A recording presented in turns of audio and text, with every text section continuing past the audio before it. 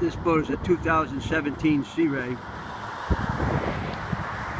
a fairly new model, the 21 SPX. It's a big bow rider with a capacity for 12 people.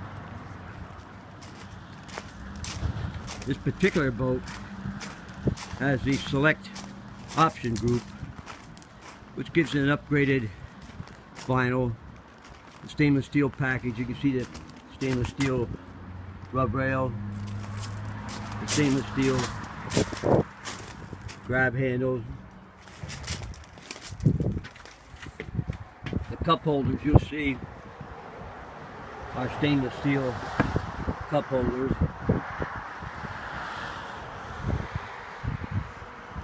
And then there is an LED lighting package, the blue light, cup holders light, and there's some rope lighting in the cockpit area. The upgraded dashboard with the Burlwood effect.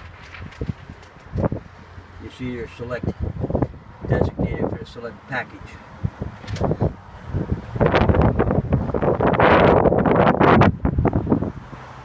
The engine in this boat is an engine that's dedicated to the marine industry. It's built by Mercury Marine with dedicated use for marine application.